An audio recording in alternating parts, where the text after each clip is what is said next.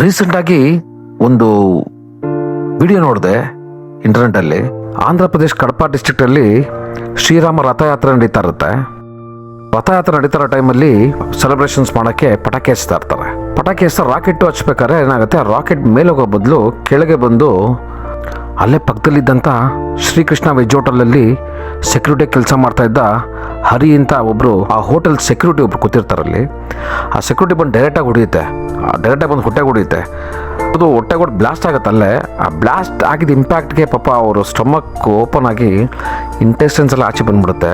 ಪಾಪ ಇಂಟೆಸ್ಟೆನ್ಸ್ ಹಿಡ್ಕೊಂಡು ಹಾಗೆ ನಿಂತಿರ್ತಾರೆ, ತುಂಬ ಹೊತ್ತು ನಿಂತಿರ್ತಾರೆ ಪಾಪ ಅವರು. ಆ ಪೇನ್ನ ಹೇಗೆ ತಿಡ್ಕೊಂಡು ನಿಂತಿರೋ ಗೊತ್ತಿಲ್ಲ. ಆ್ಯಂಬುಲೆನ್ಸ್ ಆ ಕ್ರೋಡಲ್ಲಿ ಬರೋಕ್ಕೆ ಸ್ವಲ್ಪ ಟೈಮ್ ಆಗಿಬಿಡುತ್ತೆ. ಪಾಪ ಹಾಗೆ ಇಟ್ಕೊಂಡು ನಿಂತಿರ್ತಾರೆ. ಆಮೇಲೆ ಅವ್ರನ್ನ ಹಾಸ್ಪಿಟ್ಲಿಗೆ ಶಿಫ್ಟ್ ಮಾಡ್ತಾರೆ.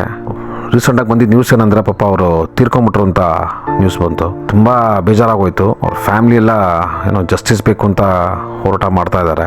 ನಾನು ಹೇಳೋದೇನೆಂದರೆ, ಸ್ವಲ್ಪ ನಾವು ಪಟಾಕಿ ಈ ಥರ ಒಂದು ಪಬ್ಲಿಕಲ್ಲಿ ಹಚ್ಬೇಕಾದ್ರೆ ಸ್ವಲ್ಪ ಸೋಷಿಯಲ್ ರೆಸ್ಪಾನ್ಸಿಬಿಲಿಟೀಸ್ ಇರಬೇಕು.